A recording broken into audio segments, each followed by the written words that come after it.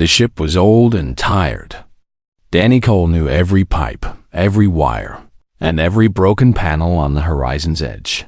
He had worked on this vessel for 3 years, fixing things that broke and keeping the engines running. It was not a glamorous job. Nobody wrote songs about engineers who crawled through dark tunnels with a wrench in their hand.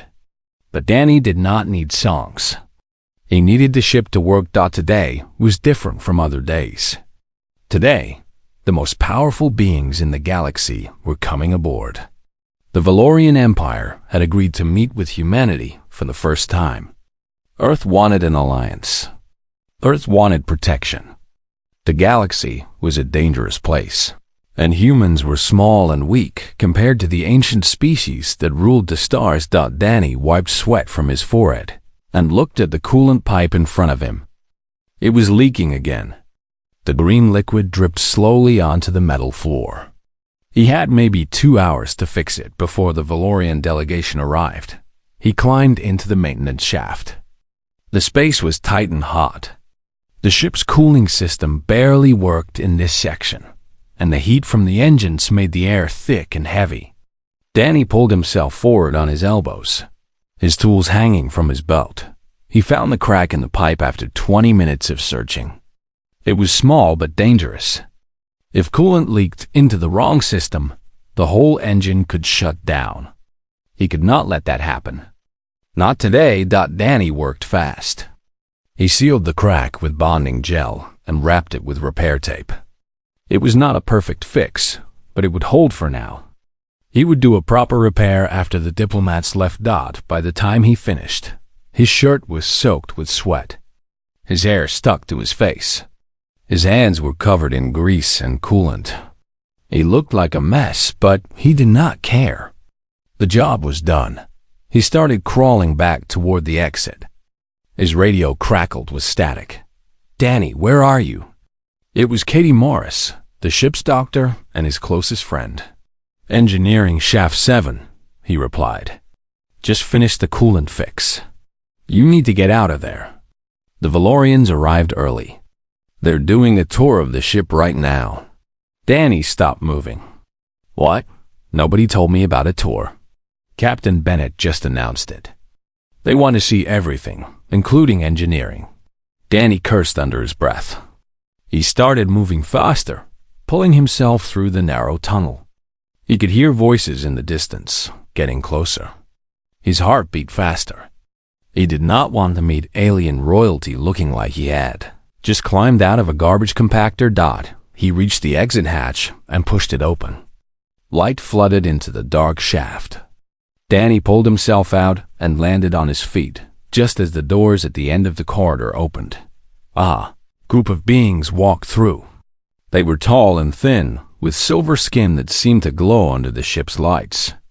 Their eyes were large and dark, and they moved with perfect grace, like dancers performing a slow and careful dance. They wore robes of deep purple and gold, and they looked at everything around them with cold curiosity. But Danny did not notice any of them. His eyes went straight to the figure at the center of the group. She was the most beautiful creature he had ever seen. Her skin was pale silver, smooth like polished metal. Her hair was long and white, falling past her shoulders like liquid moonlight. Her eyes were violet, bright and deep, and they seemed to hold entire galaxies within them. She wore a crown of crystal that caught the light and scattered it into tiny rainbows. Queen Seraphine of the Valorian Empire. Danny had seen pictures of her in the mission briefings, but pictures did not capture what she truly was. She was like a dream given form, something that should not exist in the real world. Danny stood frozen in place. He was covered in sweat and grease. His clothes were dirty and torn. He looked like a rat that had crawled out of a hole, and he was standing directly in the path of the most powerful woman in the known galaxy. The Queen's guards noticed him first. They stepped forward, hands moving toward weapons that hung at their sides. But Queen Seraphine raised one delicate hand, and they stopped. She was looking at Danny. Her violet eyes were fixed on him, stunning him with an intensity that made his skin feel hot. She took a step forward, then another. Her guards exchanged confused glances, but said nothing. Danny tried to speak. He wanted to apologize, to explain himself, to say something appropriate. But his throat was dry, and his mind was empty. Queen Seraphine stopped 3 feet in front of him. She was taller than him by several inches. She tilted her head slightly, like a bird examining something strange and new. Then she did something that surprised everyone in the corridor. She inhaled deeply through her nose. Her eyes widened. Her lips parted slightly. Something changed in her expression, something that Danny could not understand. For one brief moment, the cold mask of royal composure cracked, and Danny saw something raw and primal flash across her face that it lasted only a second. Then the mask returned. Queen Seraphine straightened her posture and turned away. She continued walking down the corridor without looking back. Her guards followed, casting suspicious glances at Danny as they passed. Danny stood alone in the corridor, his heart pounding in his chest. He did not understand what had just happened. He did not know why the queen had looked at him like that, or why she had breathed in so deeply when she was near him. He only knew that something important had just occurred, something that would change his life forever. 3 hours later, Danny was in the shower, washing away the sweat and grime of his work. He thought about the queen's eyes. He thought about the way she had looked at him, like he was the most interesting thing she had ever seen. It made no sense. He was nobody. He was a simple engineer from Ohio who fixed pipes for a living. Why would an alien queen care about him? A knock on his door interrupted his thoughts. He dried himself quickly and opened the door. Katie stood outside, her face pale and worried. "You need to come with me," she said. "Captain Bennett wants to see you immediately." "Why? Did I do something wrong?" Katie shook her head. "I do not know the details. But Danny, there is a formal request from the Valorian delegation. The Queen wants to speak with you, privately, and she wants to speak with you tonight." Danny felt the blood drain from his face. This could not be real. Queens did not ask to meet with junior engineers. There had to be a mistake, but there was no mistake.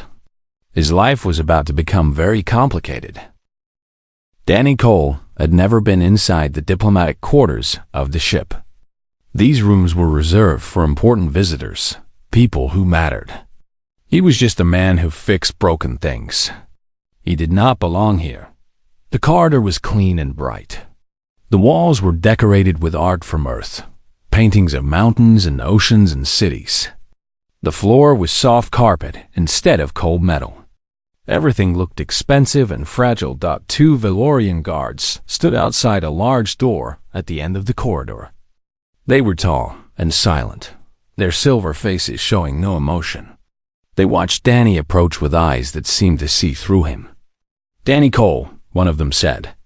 It was not a question. "Yes," Danny replied. His voice sounded weak in his own ears. The guard pressed a button on the wall. The door slid open with a soft hiss. Danny looked into the room beyond. It was large and beautiful, filled with strange flowers and floating lights.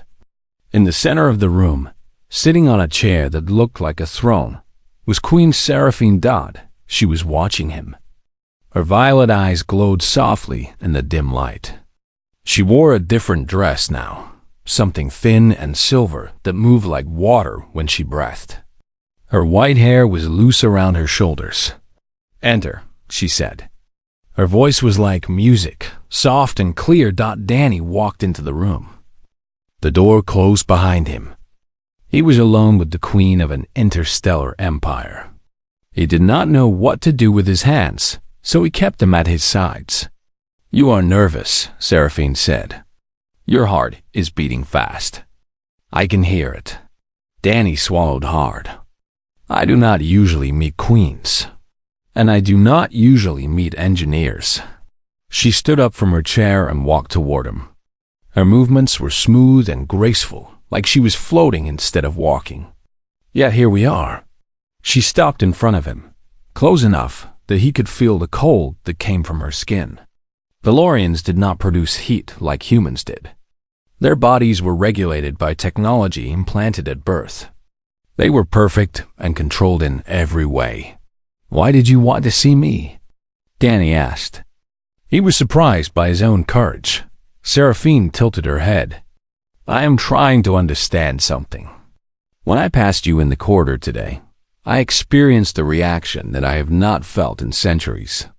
My species has worked hard to remove such reactions from our biology. Yet somehow, you triggered one. I do not understand." "Neither do I." She began to circle him slowly, like a predator examining prey. "Tell me about your species. Tell me about humans." Danny did not know where to begin. "We are new to space travel. We come from a small planet called Earth. We are not as advanced as the Valorians. That much is obvious." There was no cruelty in her voice, only truth. "But that is not what I want to know. Tell me about your bodies. Your biology." Danny felt heat rise to his face. "What do you want to know? When I saw you in the corridor, you were wet. Your skin was covered in liquid." "What is that?" "Sweat," Danny said. "It is how humans cool down. When we work hard or when we are in hot places, our bodies produce sweat to regulate temperature." Seraphine stopped in front of him. Her eyes were wide with interest. "You leak liquid from your skin to cool down?" "Yes, it is normal for us. Fascinating." She leaned closer to him. Danny held his breath. "May I smell you?" The question was so strange that Danny almost laughed. "Smell me?" "Your scent. When you passed me earlier, your scent entered my system and caused a powerful reaction. I want to understand why." Danny did not know what to say. No one had ever asked to smell him before. It seemed absurd. But he was standing in front of a queen who could destroy Earth with a single command. He did not think refusing was a good idea. "Okay," he said. Seraphine moved even closer. She was only inches away from him now. She lowered her face toward his neck and inhaled slowly and deeply. Danny watched her expression change. Her eyes closed. Her lips parted slightly. A small sound escaped her throat, something between a sigh and a moan. Her whole body seemed to relax, like she was experiencing pleasure she had not felt in a very long time. When she opened her eyes, they were different. The cold, calculating look was gone. In its place was something warm and hungry. "What is this?" She whispered. "What are you doing to me?" "I am not doing anything," Danny said. "I am just standing here." Seraphine stepped back. She pressed her hand against her chest, like she was trying to calm her heart. "This is impossible. Valorians do not feel this way. We engineered these feelings out of ourselves thousands of years ago. Emotions are weakness. Desire is distraction. We eliminated them to achieve perfection." "Maybe you did not eliminate them completely," Danny suggested. The queen looked at him sharply. For a moment, he thought he had gone too far. But then her expression softened. "Perhaps you are right," she said quietly. "Perhaps we only buried them, and your scent has awakened what was sleeping."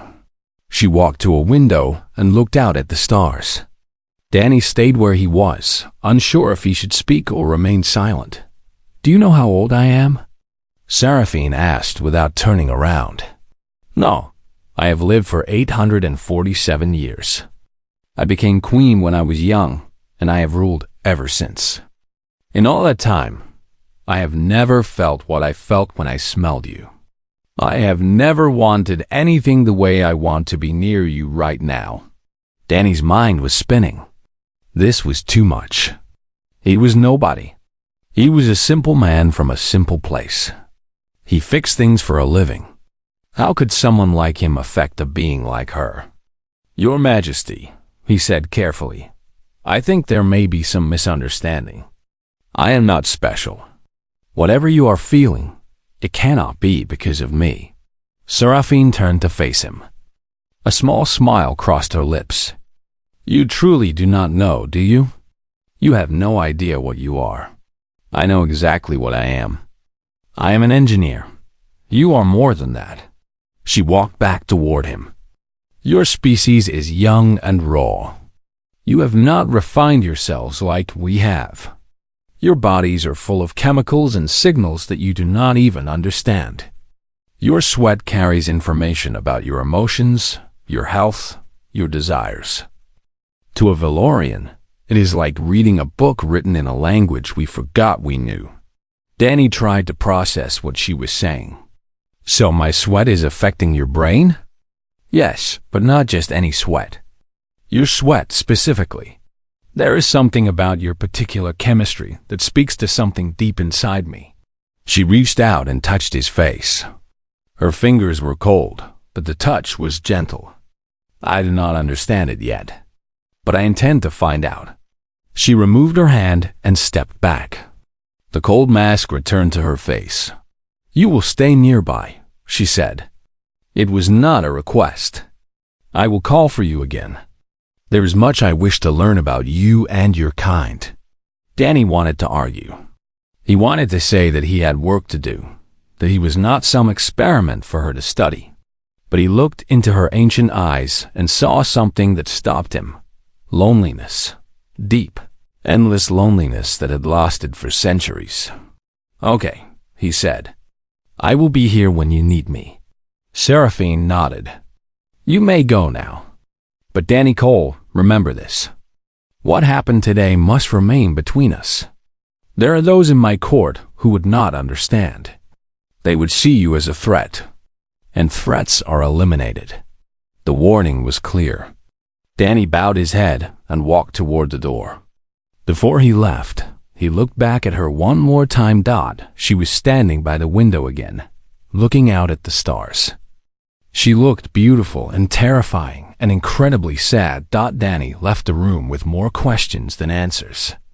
He did not know what the future held. He only knew that his simple life was over. 3 weeks had passed since Danny's first meeting with Queen Seraphine. In that time, everything had changed. The Horizon's Edge was supposed to leave Valorian space after the initial diplomatic talks. But the Queen had other plans. She found reasons to keep the human ship nearby. She requested technology demonstrations. She asked for cultural exchanges. She wanted to learn about human music, human food, human art.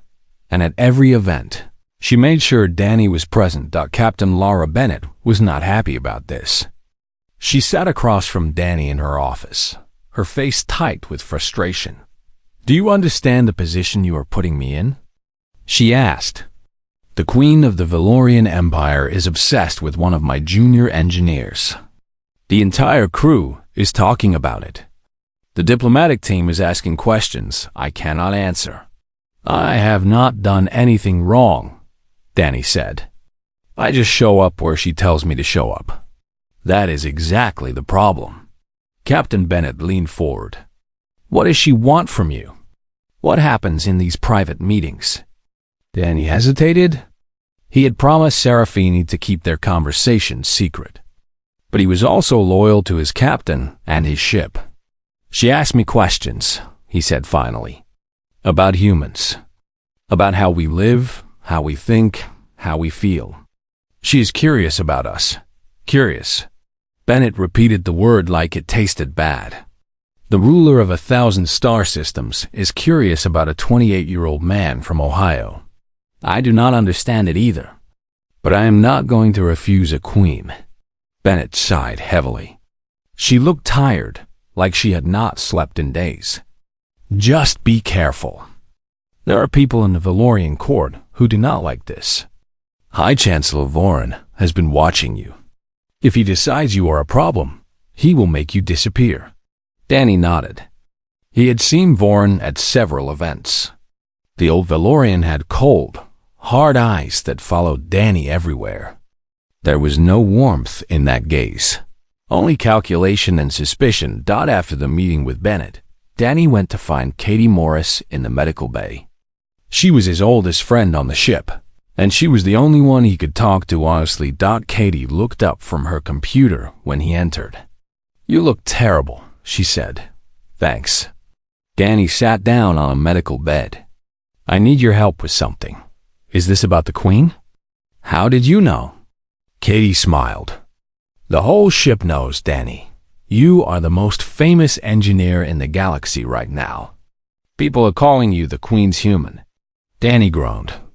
"I did not ask for any of this. I know." Katie's smile faded.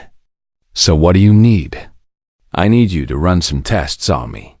The Queen says my sweat has some kind of effect on Valorians.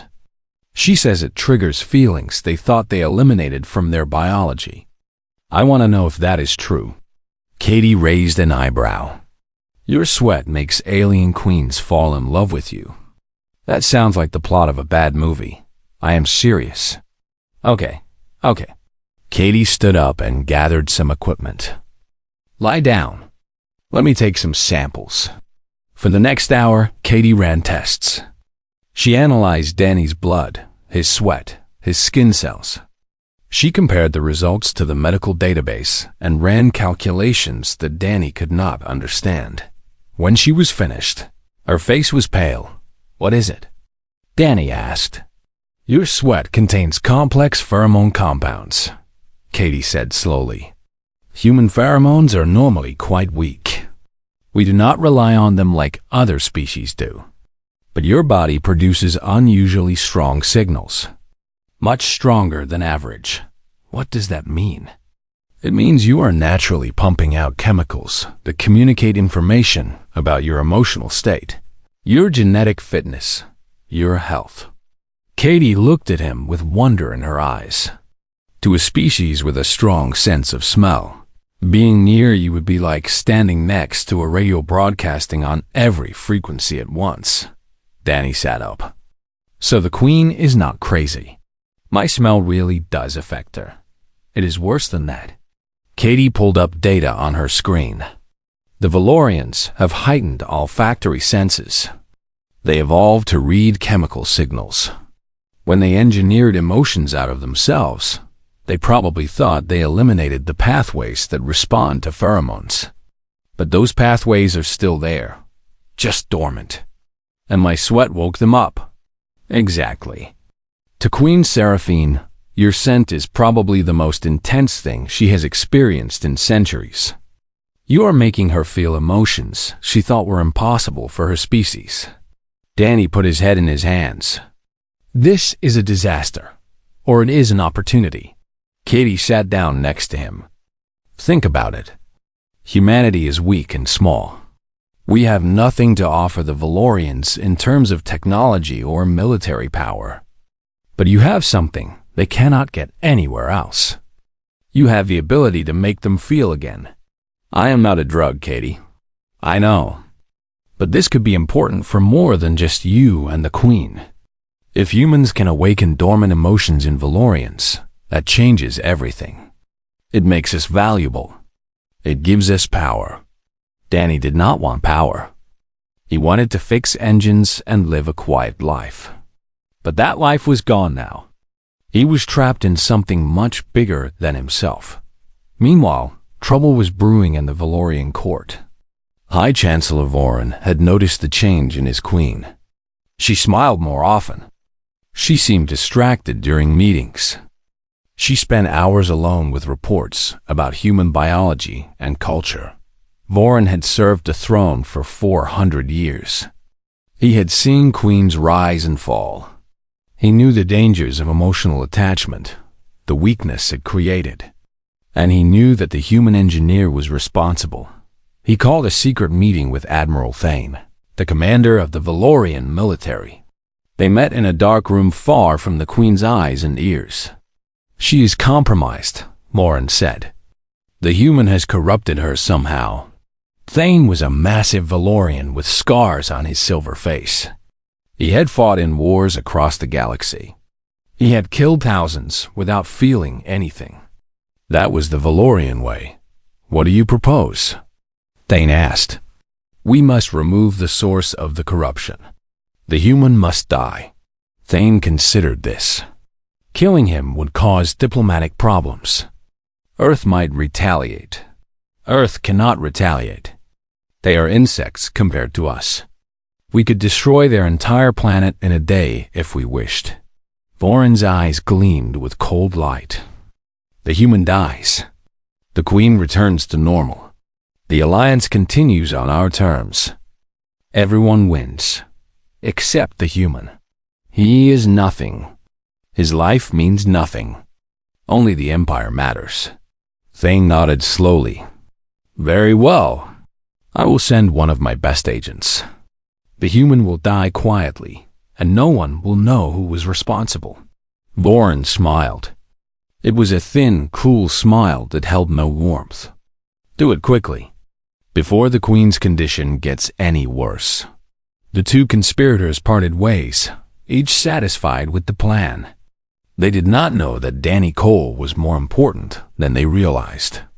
They did not know that killing him would set off a chain of events that would shake the foundations of their empire. And they certainly did not know that Queen Seraphine, ancient and powerful, was already aware that enemies were moving against her precious human. She would not let them succeed, no matter the cost. The assassin came in the night. Danny was asleep in his quarters when he heard a soft sound at his door. His eyes opened. The room was dark, but something felt wrong. The air had changed. There was a presence nearby that should not be there. He rolled off his bed, just as a blade cut through the air where his head had been. The pillow exploded in a cloud of feathers. Danny hit the floor and scrambled backward, his heart pounding. The assassin was a shadow in the darkness. Danny could barely see the figure, but he could hear breathing and the soft whisper of movement. The attacker was between him and the door. There was no escape. Who sent you? Danny asked. His voice was shaking. The assassin did not answer. Another blade flew through the darkness. Danny threw himself to the side and felt the blade cut his arm. Pain flared hot and sharp. This was it. He was going to die in his own quarters, killed by someone he could not even see. All because a queen liked the way he smelled. Then the door exploded inward. Light flooded the room. Danny shielded his eyes and saw a figure standing in the doorway, surrounded by a glow of pure energy. It was Queen Seraphine. She wore a thin sleeping gown, but her eyes burned with violet fire. Power radiated from her body like heat from a star. The assassin turned toward her. Danny saw the attacker clearly now. It was a Valorian female, dressed in black, with weapons strapped to her body. She moved fast, faster than any human could track, throwing 3 blades at the queen in rapid succession. Seraphine raised her hand. The blades stopped in midair, frozen by an invisible force. They hung there for a moment, then clattered to the floor. "You dare," Seraphine said. Her voice was cold and terrible, the voice of someone who had ruled empires and destroyed worlds. "You dare attack what is mine." The assassin tried to run. She made it 3 steps before Seraphine moved. The queen crossed the room in a blur of silver and white. She caught the assassin by the throat and lifted her off the ground with one hand. "Who sent you?" Seraphine demanded. The assassin struggled but could not break free. The Lorians were strong, but the queen was something else entirely. She had abilities that most of her kind had forgotten existed. "I will not betray my masters," the assassin gasped. "You do not need to." Seraphine placed her other hand on the assassin's forehead. Her eyes glowed brighter. "I will take the answer myself." Danny watched in horror as the queen pulled information directly from the assassin's mind. The process looked painful. The attacker screamed and thrashed, but Seraphine held her firmly. When it was over, the queen dropped the assassin to the floor. The female lay still, unconscious or dead. "Voron and Thane," Seraphine said. Her voice was shaking with rage. "My own chancellor and my own admiral. They conspired to kill you. Danny pressed his hand against the cut on his arm. Blood was seeping through his fingers. Why? They believe you have corrupted me. They think my interest in you is a sickness that must be cured. Seraphine turned to face him. Her expression softened when she saw his wound. You are hurt. It is not deep. She crossed the room and knelt beside him. Her cold fingers touched his arm gently. The glow around her body dimmed as she examined the cut. I should have protected you better, she said. I knew there were those who opposed my attachment to you. I did not think they would act so quickly. Your Majesty, maybe they are right. Danny looked into her violet eyes. Maybe your interest in me is causing problems that neither of us can control. Do not say that. Her voice was fierce. Do you know what I felt when I sensed danger approaching your quarters? Do you know what drove me to come here myself instead of sending guards? What? Fear. Real, terrible fear that something would happen to you. She touched his face with her cold hand. I have not felt fear in 500 years. I had forgotten what it was like. And now I feel it every time I think about losing you. Danny did not know what to say. This powerful queen, this ancient being who ruled over billions, was afraid of losing him. It was impossible to understand. Guards arrived within minutes. They secured the unconscious assassin and searched the rest of the ship for other threats. Captain Bennett came running, her face white with shock. What happened? She demanded. There was an attempt on the engineer's life, Seraphine said. She had regained her composure. The cold mask was back in place. The threat has been eliminated? Eliminated by whom? By me. The Queen stood tall and regal. Danny Cole is under my personal protection. Anyone who threatens him threatens me. Make sure your crew understands this. Bennett looked from the Queen to Danny to the body on the floor. She looked like she wanted to ask 1,000 questions. But she simply nodded. Understood, Your Majesty. News of the assassination attempt spread fast. By morning, everyone knew that High Chancellor Voren and Admiral Thane had tried to kill the human engineer. They also knew that the Queen herself had saved him. The reaction in the Valorian court was immediate. Those loyal to the Queen were outraged that their leaders would act without authorization. Those loyal to the old ways saw the Queen's intervention as proof that she had been compromised. Danny was moved to quarters adjacent to the Queen's chambers. He had guards outside his door at all hours. He was no longer allowed to walk freely or work in the engine room. He had become the most protected human in the galaxy. He also had a long conversation with Seraphine about what this all meant. Your advisors will not stop, Danny said. They will keep trying until they succeed. Let them try. Seraphine's eyes were hard. I will destroy anyone who threatens you. That is not sustainable. You cannot fight your own empire forever. Then what do you suggest? Danny took a deep breath. This was the moment he had been thinking about for days. You need to stop treating me like a prize or a curiosity. If you want this to work, you need to treat me as an equal. Seraphine tilted her head. You are asking a queen to treat a commoner as an equal? I am asking a person to treat another person with respect. Danny met her gaze without flinching. I am not your pet. I am not your experiment. I am a human being with my own thoughts and feelings. If you cannot accept that, then maybe your advisors are right. Maybe this is a sickness. For a long moment, Seraphine said nothing.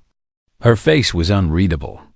Danny wondered if he had gone too far, if she would have him thrown in prison for speaking so boldly. Then something remarkable happened. The cold mask cracked, and Seraphine smiled.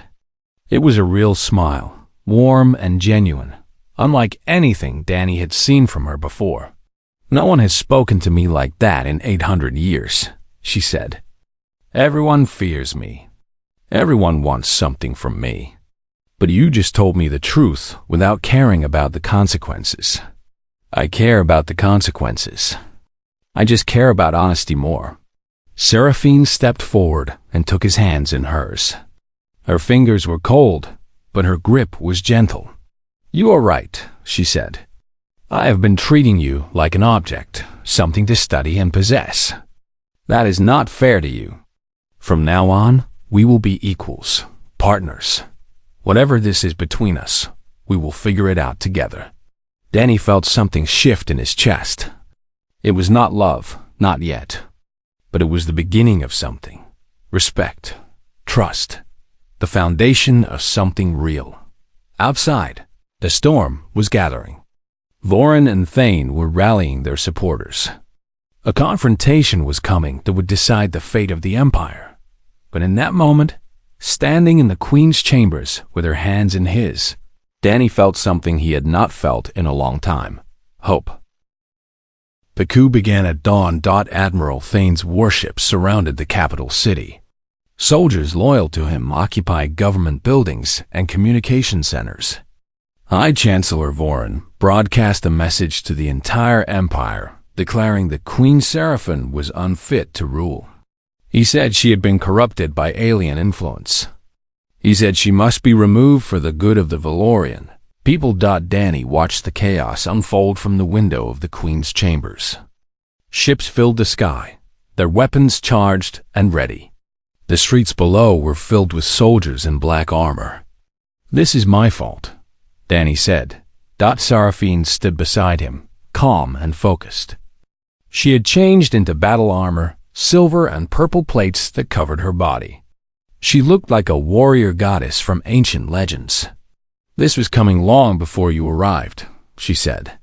Vorin and Thane have been waiting for an excuse to seize power for decades.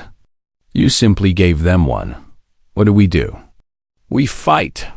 Seraphine turned to face him. But first, I must get you to safety. The human ship is still docked at the orbital station. Captain Bennett can take you away from here. No. Danny shook his head. I am not running away while you fight alone. Danny, this is not your war. You made it my war when you saved my life. When you chose me over your own advisors. He took her hands. I am not a soldier. I cannot fight like you can. But I am an engineer. Let me help in the way I know how. Seraphine studied his face for a long moment. Then she nodded slowly. What do you need? Access to Thane's flagship systems. If I can get close enough, I can disable their defense grid. Their ships would be vulnerable. That would require boarding his vessel. It would be extremely dangerous. I know, but it might be the only way to end this quickly. The Queen considered the plan. Outside, the sound of weapons fire echoed through the city. Time was running out. Very well, Seraphine said. But you will not go alone. I will take you there myself. They left the palace through a secret passage that led to an underground hangar. A small, fast ship waited for them there. Seraphine piloted while Danny studied the schematics of Thane's flagship that she had pulled from the military database. The trip through the battle was terrifying. Energy weapons streaked through space around them. Ships exploded in brilliant flashes of light. Danny had never seen real combat before. It was nothing like the simulations he had trained on. There, Seraphine said, pointing through the viewport. The Sovereign Might, Thane's flagship. The ship was massive, a dark triangle of metal bristling with weapons. It hung in space like a mountain, commanding the rebel fleet. How do we get inside? Danny asked. Maintenance hatch on the lower hull. It is designed for emergency repairs. Security will be minimal because they do not expect anyone to be foolish enough to approach during battle. Then let us be foolish. Seraphine smiled grimly and pushed the ship forward. They docked without being detected. The maintenance hatch opened easily, and they slipped inside the enemy vessel. Danny's heart was pounding so hard he could hear it in his ears. The corridors of the Sovereign Might were cold and dark. Warning lights flashed red. The crew was focused on the battle outside, not on internal security. Danny and Seraphine moved quickly through the ship, avoiding patrols when they could and eliminating them when they could not. "The main control room is 2 levels up," Seraphine whispered. "The defense grid is controlled from there." They climbed through access tunnels and empty cargo bays. Every second felt like an hour. At any moment, they could be discovered and killed. Finally, they reached the control room. 2 technicians sat at computer terminals, monitoring the battle. Seraphine moved like lightning, striking both of them unconscious before they could react. "The console is yours," she said. "Work fast." Danny ran to the nearest terminal and began typing. The Valorian system was different from human technology, but the basic principles were the same. Power systems, communication networks, defense protocols. He understood machines. He understood how to break them. "I am in," he said. "The defense grid is linked to the central power core. If I overload the coupling, it will shut down everything." "Do it." Danny entered the commands. Warning messages flashed on the screen. The ship began to shake. "Defense grid is offline," he announced. "All weapons are disabled." Outside, the rebel fleet was suddenly vulnerable. The Queen's loyal forces pressed their advantage, destroying ship after ship.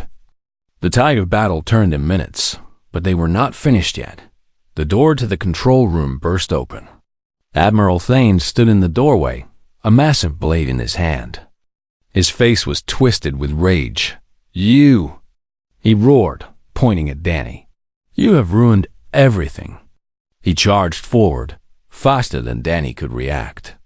The blade swung toward Danny's head. Seraphine intercepted the blow. She caught Thane's arm and twisted, forcing him back. The 2 Valorians faced each other, ancient powers preparing for combat. "Stand down, Thane," Seraphine commanded. "It is over. Your fleet is destroyed. Your allies are scattered. You have lost. I would rather die than see our empire corrupted by human filth." Thane spat the words like poison. "You have betrayed everything we stand for. Emotions make us weak.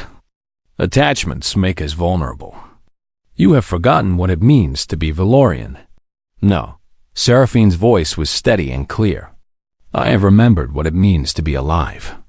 We did not evolve beyond emotion. We simply buried it. We became cold and empty, machines pretending to be people.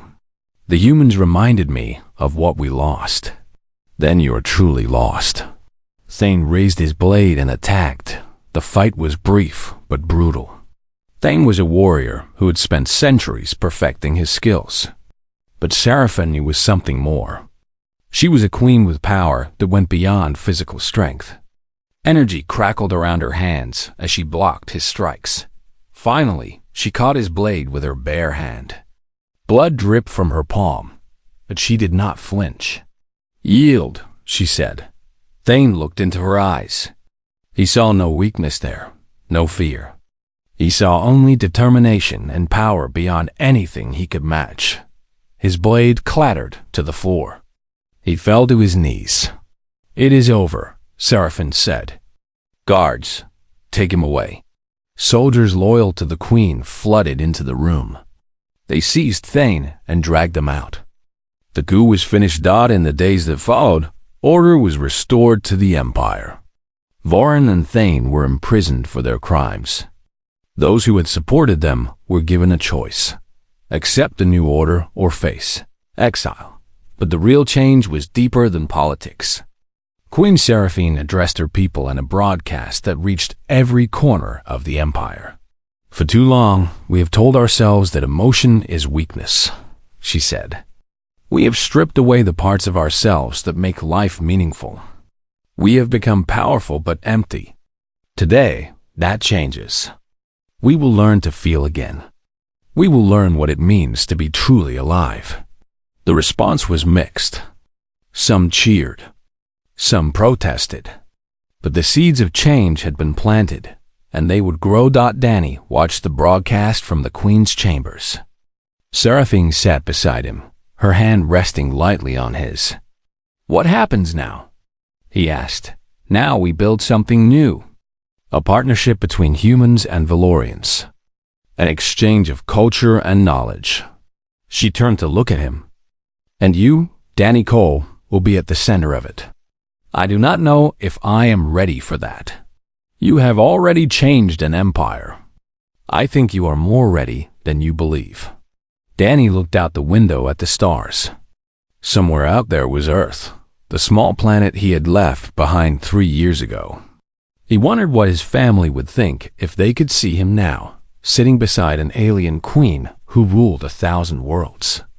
"I am still going to fix engines," he said. "That is what I am good at." Seraphine laughed. It was a beautiful sound, light and free. "Then fix engines. But perhaps you could also teach my people about humanity, about sweat and passion and messy, complicated feelings." "That sounds like a lot of work." "It will be. But we will do it together." Danny squeezed her cold hand gently. She squeezed back. Outside, the stars burned bright against the darkness. The future was uncertain, full of challenges and dangers. But for the first time in a long time, it was also full of hope. The engineer from Ohio and the queen of 1,000 worlds. It was an impossible story. But then again, the best stories always are. 1 year later, Danny was back in the engine room of a new ship, the Harmony, built to be a symbol of human and Valorian cooperation. He was covered in sweat, his hands dirty with grease, a wrench in his grip. The door opened. Queen Seraphine walked in, still beautiful, still ancient, still glowing with power. She did not speak. She simply breathed in deeply, smiled, and sat down to watch him work. Some things never changed. And that was exactly how Danny wanted it.